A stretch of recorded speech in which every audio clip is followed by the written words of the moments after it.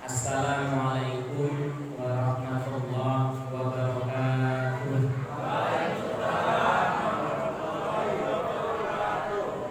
Perjalanan hari ini sungguh luar biasa. Mudah-mudahan Allah gantikan setiap cucuran keringat kita, setiap infak yang kita keluarkan, setiap tenaga yang kita berikan, setiap doa yang kita panjatkan. Mudah-mudahan Allah gantikan sesuai dengan apa kehendak yang kita. Amin ya rabbal alamin. Yang saya muliakan Ketua DKM, khusus tokoh masyarakat, para alim ulama, para masyayikh, para kiai, para asatidzah, dan masya Allah nih, saya baru menemukan semenjak mengisi acara nih, apa yang menarik di tempat ini. Saya pikir foto dikirim ini betul ada panggungnya. Keren betul itu ya. Masya Allah, saya bilang kelihatannya instan. Setelah saya amati lebih dalam, ternyata 3 dimensi. Allah ya karim.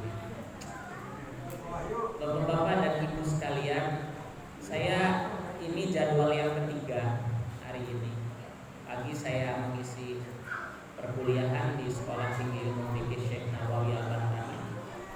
Pada zuhur saya tadi pengen ganti baju dulu, ternyata nggak keburu Pak. Jadwal saya tadi pada zuhur mengisi acara maulid sampai dengan menjelang asyar, pulang menjelang maghrib. Dan qadarullah waktu nggak keburu, saya tadi kejar pakai motor. Sebelum kalau mobil nggak kekejar nih kayaknya. Saya pakai motor, ternyata tanda-tanda cuaca ini tidak bersahabat. Akhirnya balik lagi, saya bilang udah di mobil aja. Masya Allah, alhamdulillah, akhirnya bisa sampai dengan selamat, berjumpa dengan ibu-ibu milenial semuanya. Masya Allah. Di sini banyak anak muda umur 50 tahun. Sangat luar biasa. Saya lihat ketika makanan dihidangkan beda cara duduknya Pak. Sebelum tak ada rasanya sepi, hambar pula. Saya dari tadi mungkin ya Allah, toh ini nggak ada minum ya. Saya bilang ada jeruk lama betul. Ya Allah, saya makan aja. Ternyata mungkin panitia mengetes kesabaran saya. Saya husnudzan Ustaz. Oh ini cara penyambutan Al-Hidayah supaya dapat petunjuk kita sesuai dengan nama yang ada. Jamaah sekalian, perkenalkan terlebih dahulu, tak kenal maka tak sayang. Saya asli orang Kontang. Kalau dari sini jarak paling 1 jam kurang. Asli orang Kontang, tapi hidup saya nomaden.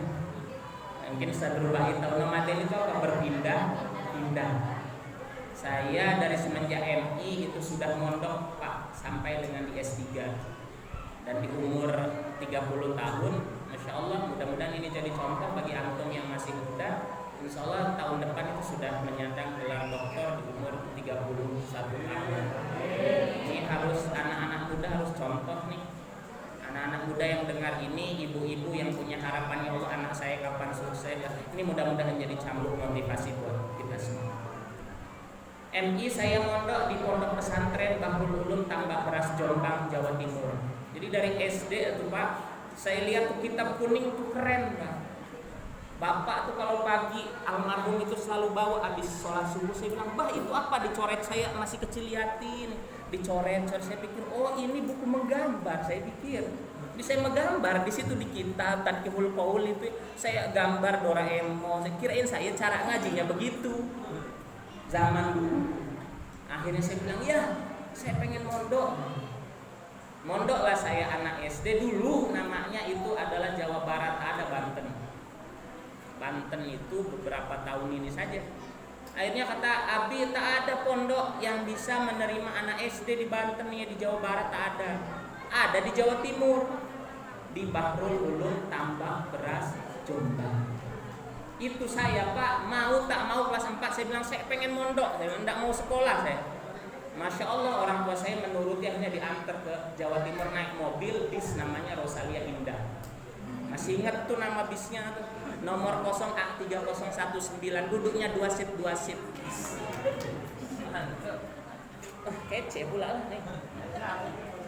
Singkat cerita, lulus dari sana, saya bilang nih pengen mondok lagi ya. Akhirnya saya lanjutkan MTS saya di Pondok Pesantren Dar El Istiqomah Penancangan Serang Banten. Kiai Haji Sulaiman Ma'ruf rahimahullah radhiyallahu anhu. Beliau waktu masih menjabat sebagai ketua PSPB, Forum Silaturahmi Pondok Pesantren. Lulus dari Dar El Istiqomah, kata Umi, Gus, udah ya aliyah nih di rumah, kamu masa kecil tak pernah ada di rumah. Saya bilang tak mau, saya pengen jadi kiai. Ini anak kecil tuh kan. Akhirnya saya bilang pokoknya saya sempat hampir putus asa. Saya bilang Mi, saya pokoknya pengen di Latansa, nggak ada yang lain. Itu kata Umi bilang, Gus, Latansa mahal. Carilah yang KW katanya. KW dikit-dikit mirip gitu. Saya tak mau, udah pokoknya saya bilang Mi, udah saya lebih baik ndak dikasih jajan daripada ndak mondok di Latansa. Akhirnya Abi bermusyawarah, ya sudahlah, Agus pondokkan di Latansa, parakan santri Cipanas Lebak Banten, Kiai Haji Abriat Mafatihullah Karim rahimahullah radhiyallahu anhu. Mondok di sana, lulus dari sana, masya Allah. Ternyata doa saya jadi kiai waktu itu ada wali band. Jadi lagu dik itu sudah terkenal di pondok dulu. Di aku pinta, ku akan menjagamu, gitu kan. Akhirnya saya pikir, wih, saya hobi band di Latansa, Ustaz. Akhirnya cita-cita jadi kiai yang saya doakan ke Allah berubah pengen jadi artis. Saya bilang, ya Allah, saya cancel aja lah, saya pengen jadi artis. Qadarullah, ternyata saya ngegeluti musik di band. Jadi lulus dari pesantren, akhirnya saya bukan mondok lagi tapi bikin grup band. Namanya Atrium, Antrian Umum. Alhamdulillah bikin band 3 tahun gak terkenal, akhirnya solo karir. Jadilah saya daftar di model. Jadi bapak-bapak, ibu-ibu sekalian, saya sebetulnya pengen nunjukin di foto nih, tapi saya takut diketawain, Pak. Pengen tahu tak nih?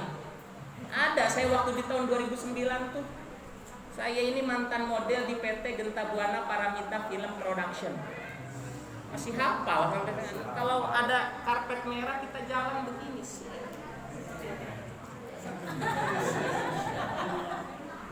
Di zaman itu.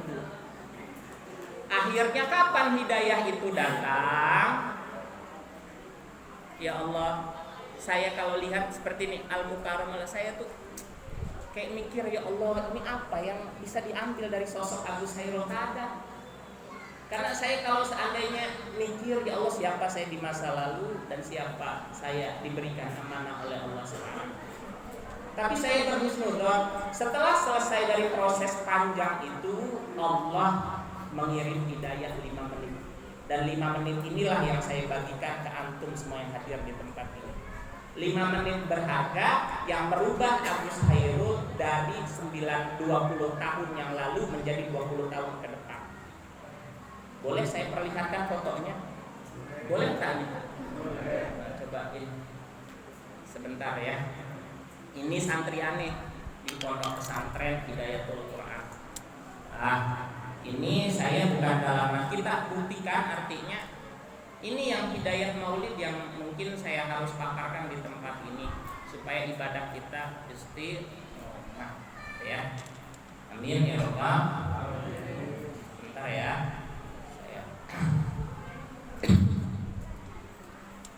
Ini bapak dan ibu, saya di umur 20 tahun masih dengan nama yang sama, Agus Hairul.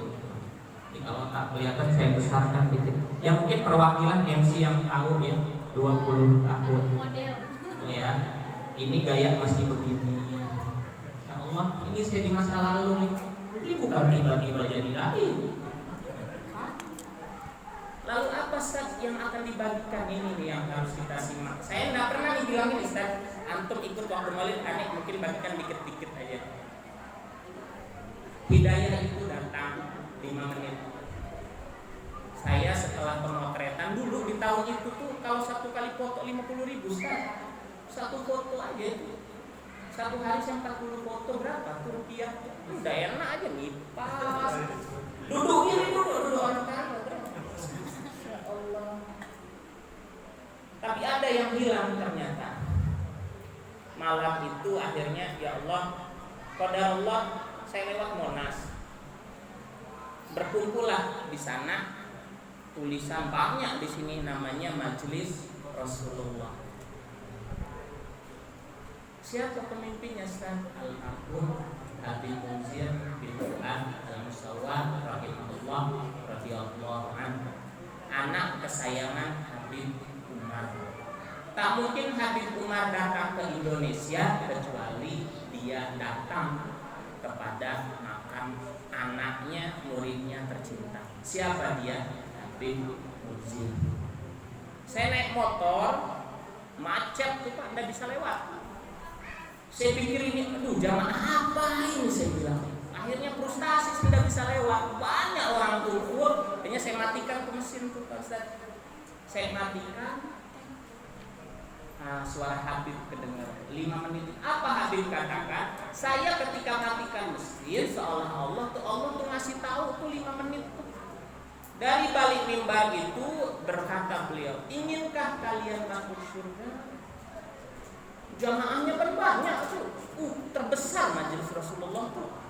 Akhirnya banyak jamaah bilang mau Habib, mau gitu. Saut semua. Pas ditanya pertanyaan kedua, dia tanya, tidak ada jawab. Apa pertanyaan kedua? Sudahkah menemukan ibadah yang akan menutup akhir hidupmu? Ada yang jawab. Pertanyaan itu seolah-olah mengingatkan saya 11 tahun yang lalu. Saya tuh Pak pakai tinding Pak. Kalau Pak Ustaz Rubai dekat ini saya pakai tinding sih. Saya pikir ya Allah saya pesantren.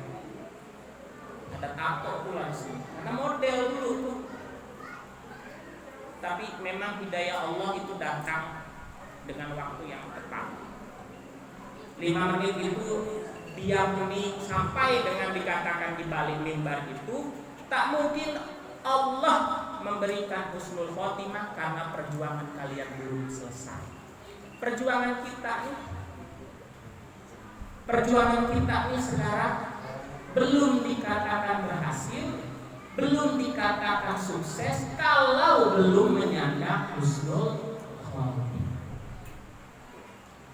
Akhirnya sampai di mes, singkat cerita sebelum nanti saya paparkan dalam kajian pada kesempatan malam ini. Sampai di mes renung. Akhirnya disitulah saya bilang ya Allah tuntun, ya Allah tuntun. Akhirnya hijrahlah saya ke Bogor. Tempatnya di Pondok Pesantren Ruhama Gunung Sindur Hidayatullah. Masih ada pesantrennya sampai sekarang. Nama pimpinannya Ustaz Ahmad. Apa yang saya dapatkan di sana? Saya tinggal dengan anak yatim piatu 3 tahun. Nangis. Saya pengen pokoknya hilangkan tato. Mau dah. Nangis. Akhirnya itulah yang membuat saya pelan-pelan. Hati itu yang awalnya keras, lunak. Jujur demi Allah Pak, saya dari hari Sabtu kemarin belum istirahat jadwal dakwah. Saya berbagi tahu dari tempat ini ke tempat saya kadang mikir ya Allah, apa istimewanya saya? Hanya punya cerita kelam di masa lalu yang saya bagikan anakku. Singkat cerita, inilah yang akan saya bagikan kepada Bapak dan Ibu. Poin penting dari maulid itu adalah menemukan kenikmatan halawatul iman, manisnya, nikmatnya iman. Dengan cara apa? Beramal soleh. Kadang kita tuh nggak mikir gitu ya. Ada yang sholat kemarin waktu dalam keadaan bulan Ramadan sujud ya, tak bangun-bangun. Kata orang mikirnya gitu Pak. Ngantuk kayaknya tak bangun-bangun. Salam selesai, assalamualaikum, masih aja sujud dia. Akhirnya ketika sujud selesai dibangunkan salam.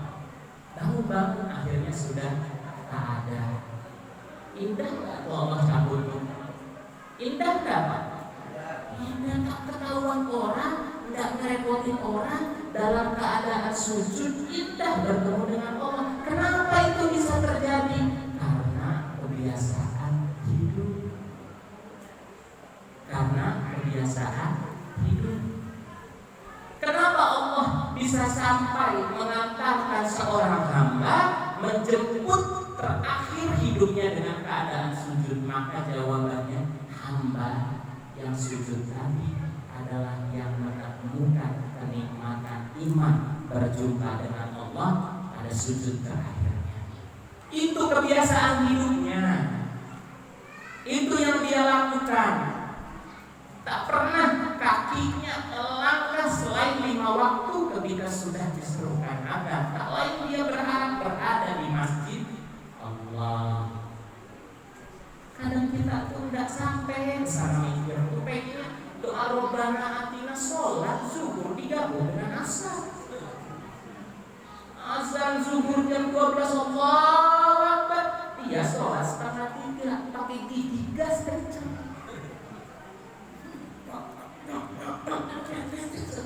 Apa ini? Yang luar biasanya ada saja makhluk Allah nih, sudah wudhunya zuhur digabung dia dengan asar. Allah ya Karim, ini bagaimana mungkin Allah bisa menuntut kita dalam keadaan indah dengan sujud, tak ada harapan. Begitupun kalau kita lihat bagaimana Syekh Ali Jaber rahimahullah radhiyallahu anhu al-marhum, kenapa Al-Quran selalu melekat dalam pribadinya? Kenapa? Kehidupannya dihiasi dengan Al-Quran. Maka kata Allah, wajarlah dituntut dengan keadaan indah bersama Al-Quran. Nah sekarang saya tanya ke ibu-ibu, ke bapak-bapak, ke anak remaja, sudah betul menikmati tentang ibadah satu aja yang kita rasakan nikmati? Kalau belum, cari segera. Habib Munzir ini sudah pakai apa tuh namanya yang ditusuk-tusuk infus. Itu sudah, Masya Allah, kalau saya bayangkan situasinya, itu kasur rumah sakit itu Pak, itu sudah dia begini, itu masih dakwah, didorong. Kata Habib, tak jalan aja dakwah, padahal sudah sakit. Masya Allah ya, ketika terakhir dakwah, assalamualaikum, ditutup dakwah itu, ternyata akhir hidupnya juga dengan dakwah. Allah tuh tahu kita tuh, cuma kadang kita tuh gak nyiapin apa ya, kita perjuangan kita belum selesai. Makanya saya bermuslim, ya Allah, ada musola al-hidayah, jadikan ini tempat kenikmatan ibadah. Jangan pernah tinggal sholat 5 waktu. Saya anggota Kaskas. Mungkin Bapak Ibu ada yang tahu, ada yang tidak. Kaskas itu pasukan amal soleh, gerakannya namanya infak beras. Setiap bulan kan saya kirim beras ke pelosok-pelosok di daerah Banten, gratis, tak ada biaya, tak ada. Pokoknya pesantren tinggal ambil beras dari kita. Beras terbaik 1 liter 17.000 rupiah. Nggak ada bayar. Kita cari donatur, kita yang jemput infak, kita yang distribusi, kita yang survei, kita yang antar, kita nggak dibayar, nggak digaji, nggak dihonor, tapi mau. Ada tak yang berani? Kalau tak percaya, saya lihat video ini lagi video. Saya nggak pernah lihat Agus Hairul dosen ngajar di kampus, tak lihat. Ketika sudah di hadapan kiai ditanya, kerjanya apa Mas? Santri. Saya nggak bilang kerjanya apa Mas? Saya dosen Pak, ajar S2, ajar S1, misi ceramah di mana-mana. Enggak, saya bilang santri. Allah menitip menitipkan ilmu dan kapanpun ia bisa cabut. Tu'izzu man tasya. Allah tuh kalau sudah berkehendak angkat derajat seseorang kapanpun ia mau, bisa, sangat mungkin. Tapi ingat, wa tuzillu man tasya. Dia pun bisa merendahkan serendah-rendahnya. Ini Allah yang bermain takdir di tengah kita. Saya sampaikan ketika ngisi tausiah pernikahan, ketawa pengantinnya, adiknya Ustaz Rubai. Saya bilang, Dek, dalam acara walimah, apakah di Serang, Cilegon tak menemukan kamu perempuan sehingga harusnya di Pandeglang? Coba Pak, dipikir apa tidak? Yang nikah Serang dengan orang Pandeglang, Serang dengan Kebumen. Pertanyaan saya, orang Serang apakah tak menemukan perempuan? Kenapa tuh? Ya kan? Tapi kenapa dia bisa sampai di Kebumen? Allah yang menghantarkan. Kadang saya mikir di pondok nih, kayak di pondok daerah pelosok kan, di Banten tuh ada namanya Pondok Pesantren Raudatul Huda As-Siddiqi. Pelosok, tak ada di map. Tapi anak Lampung bisa hadir. Pertanyaan saya ke yang santri Lampung, apakah dari mulai Lampung, Bakahuni, Cilegon, Raya tak menemukan pesantren sehingga harus ada di situ? Inilah Allah. Jadi saya ajak kepada bapak dan ibu jamaah hadirin, saya pun paham betul. Ketika saya hadir, ini ustaznya nih, banyak nih saya temuin gini. Yang si kecil ya, ini kecil-kecil pedes ini lah.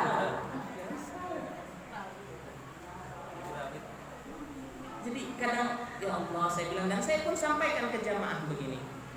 Tahu tak, yang wafatnya su'ul khotimah, kebiasaan buruknya itu yang dia mau. Jadi ini ibu ndak usah heran ketika lihat berita pezina meninggal di hotel, wajar lah, kebiasaannya kan. Yang minum minuman khamr, kita minum aqua, ya kan? Boleh nggak saya incipin dulu aqua? Haus banget. Soalnya tadi sudah di-prank sama panitia. Luar biasa. Izin ya, anda panitia di sini baik kok, baik. Sampai kata Ustaz Rubai, Ustaz nih, sebelah sini WC-nya. Oh iya, ternyata muter sekali itu.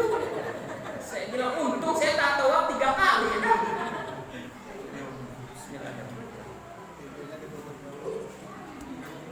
Nah, yang meninggal dalam keadaan buruk itu pun kebiasaan.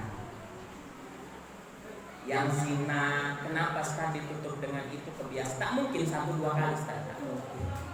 Allah kasih kesempatan, ayo dapat hidayah, tak diambil dia, sampai akhirnya kata habislah sudah nih, tutuplah sesuai kecintaanmu hidup di dunia. Begitupun yang minum minuman khamr, yang hobi balap motor. Lihat deh, Allah kasih petunjuk ke kita, wafatnya buruk. Ketika ditanya kelak di yaumil akhir, mereka sampaikan apa, ya Allah, izinkan saya hidup sebentar aja. Pengen apa? Beramal soleh. Tapi kata Allah, kalla, tak akan pernah dikasih. Karena ketika engkau diberikan kesempatan hidup pun, maka tak akan ada perubahan. Makanya kita yang hadir, ya Allah, mudah-mudahan ketemu dengan amal soleh kita. Kalau saya Pak, lebih senang apa? Tidur beras. Jujur, merendahkan ego.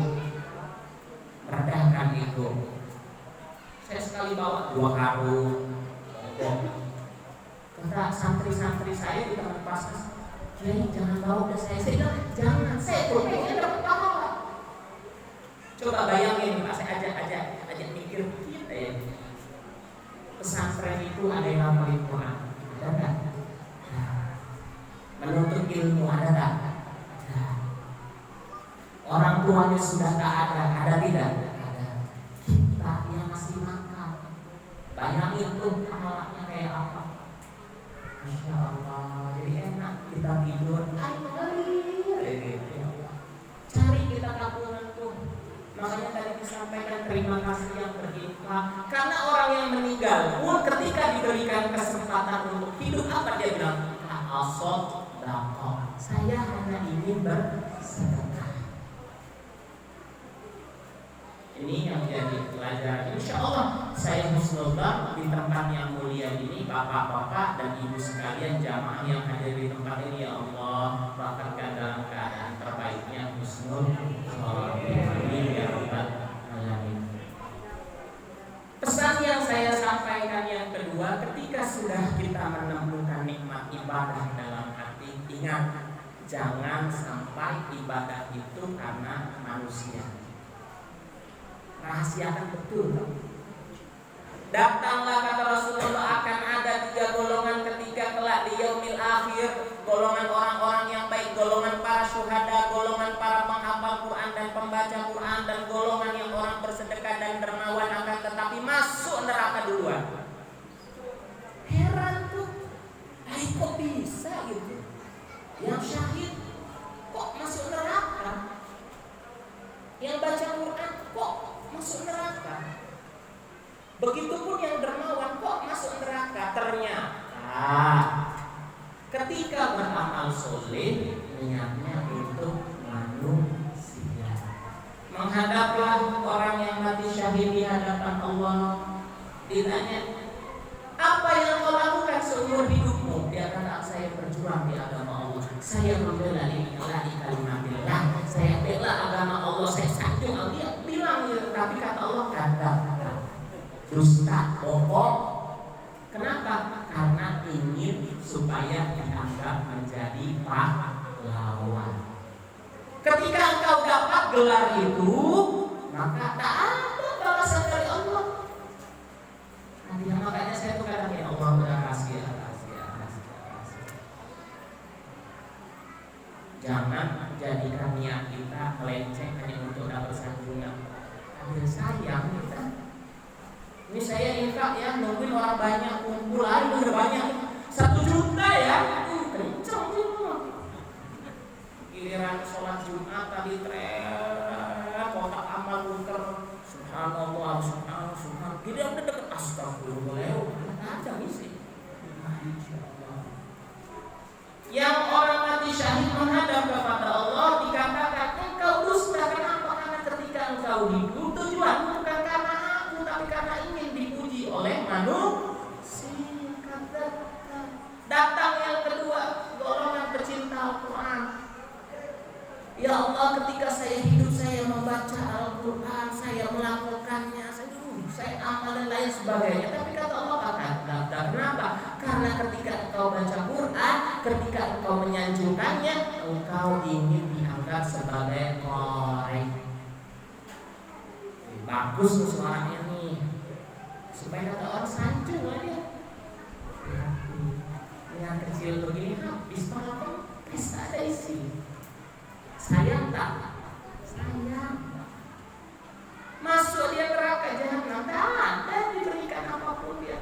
Baca Quran senantiasa, tapi tujuannya untuk manusia. Tak ada nilai di hadapan Allah. Begitupun yang ketiga datang. Siapa dia? Dermawan. Masjid tingkat 8. Luar biasa, tunjuk. Jadi orang kaya, orang miskin, tunjuk tempeleng kan gitu. Tunjuk aja. Kalau orang kaya kentut aja pura-pura tidak dengar. Sehat ya Pak, sehat. Orang miskin sialan. Ini kan beda gitu. Allah, mudah-mudahan tak di sini ya. Mudah-mudahan. Yang datang orang dermawan menghadap kepada Allah, lalu kata Allah, apa yang kau lakukan ketika hidup?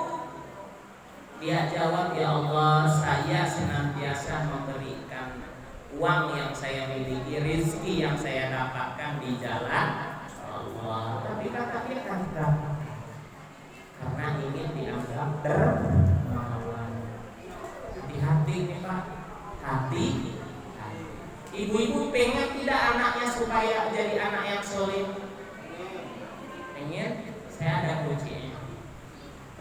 Anak saya 4 keluarga Pak. Ibu saya tak sekolah, ayah saya tak sekolah, teteh saya yang pertama alhamdulillah selesai doktor di UIN Sunan Kalijaga, namanya Safrullah. Yang kedua alhamdulillah pun selesai. Yang ketiga nih, yang terakhir ada namanya Taufik Hidayatullah. Kami berempat pecah-pecah tempatnya Pak, udah ada sama orang tua. Saya di Banten tinggal sendiri Pak, nggak ada ayah, nggak ada ibu, nggak ada teteh, nggak ada adik.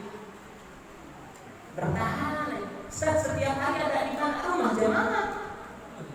Di Bandung ada kerja. Oh ya Ustaz, saya ada di Bandung, ya Ustaz mampir nginep lah di sana kalau ada acara. Ustaz, saya ada di Bogor, ya Ustaz mampir, ada tempatnya. Di Tangerang Tengkol ada, masya Allah. Indahnya berukhuwah karena Allah menciptakan kekeluargaan. Siap untuk memakmurkan masjid? Siap untuk menghidupkan masjid? Siap untuk beramal soleh? Nah, ini yang dititip sama panitia ke Anda, bilangin sama Ustaznya ya. Sholat diingatkan Ustaz. Berarti keren nih musola, subuh udah gak bisa masuk berarti.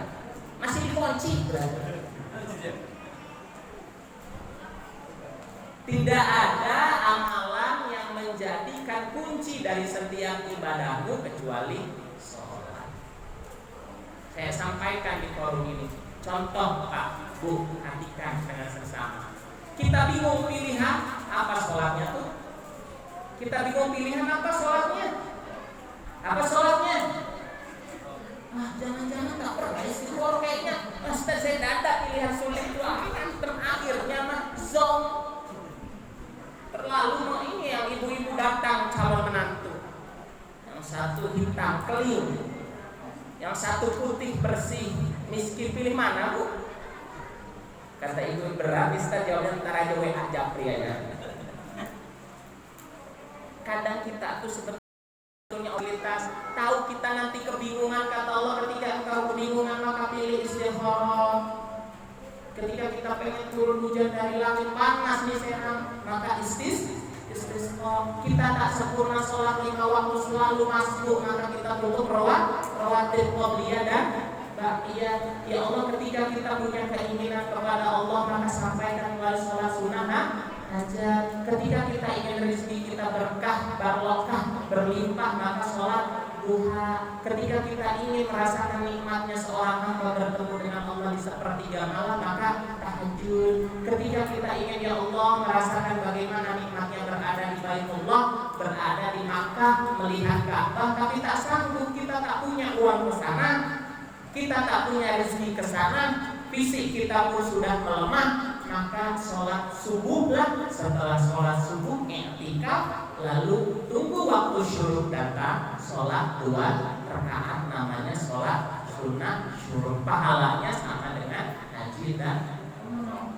Coba atuh Pak, ada tak satu yang tak terjawab? Terjawab semua tuh.